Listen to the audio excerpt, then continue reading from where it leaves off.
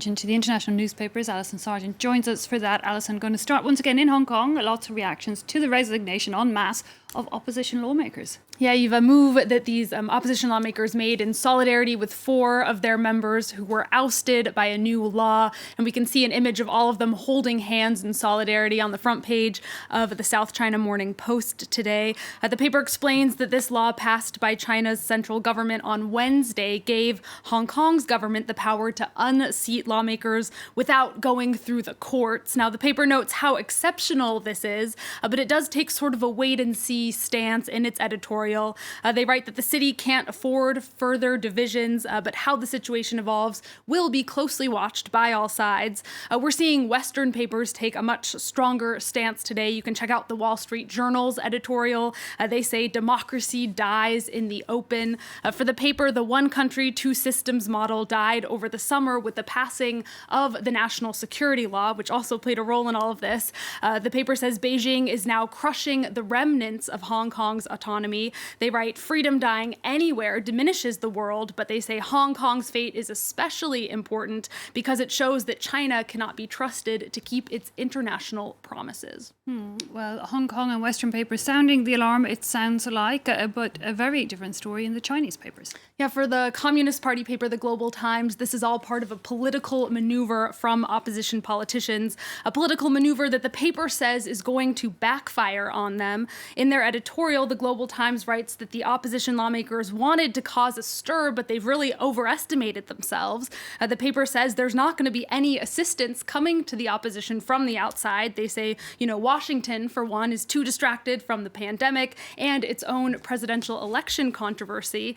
The Global Times says all the opposition has really done now is cut themselves off from Hong Kong's political system, and they're going to be stuck facing the consequences. You mentioned the controversy over the US elections, Alison, ongoing, and, many Republicans still supporting Donald Trump in disputing the victory.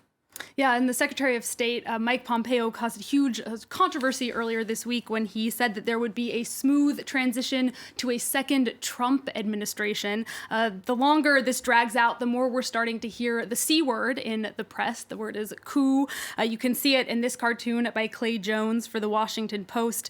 Donald Trump and his allies, including Senate Majority Leader Mitch McConnell, who continues to support him, gathered around reading that book, Coups for Dummies. Meanwhile, though, there's an opinion piece in the same paper, the Washington Post, calling for people to be careful throwing around the word coup, not because the writer says the situation is not reason for alarm, but because there are different types of authoritarian power grabs. And the writer says we need to distinguish between them because how we define the situation ultimately helps shape the response.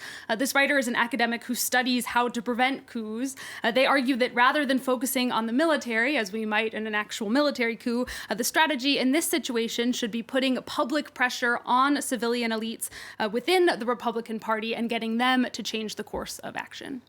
Interesting one.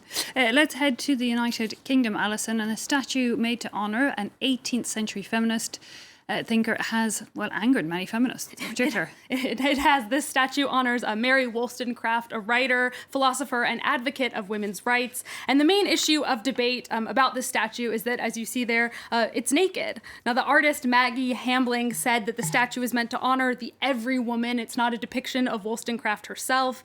But that idea in itself has a lot of women, including this writer from The Independent, pretty upset. This writer says, why must this woman be forced to represent all women when countless men from history have been honored on their own terms? In a city in which 90% of monuments celebrate the achievements of men, is this supposed to be a one-size-fits-all solution? And then she says, the fact that this statue is so small and flat-stomached and sort of adheres to beauty standards, that only adds salt to the wound.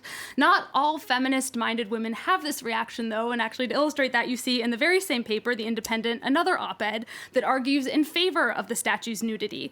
This writer says, maybe a statue of Wollstonecraft herself would have been more appropriate, but then what would she wear? And would it be right to imprison her in the past, trap her in corsets and ruffles? It's an interesting argument. Basically clothes are not without politics, and in nudity comes a sort of liberty. And I would say, maybe there's no right answer except for more statues of women so that you can have the full range. That's a good conclusion to that, Alison. I have to say it does look powerful, but it is a bit small. It's small. It's kind of on the top of this blobby which is bloody bigger than the mass. actual figure Yeah. itself, but it does look powerful to me. Well, from a controversial statue to a film that's causing a little bit of controversy, notably in Ireland. And The Guardian has picked up on that and declared an Irish accent emergency after the release of a trailer for a new romantic comedy.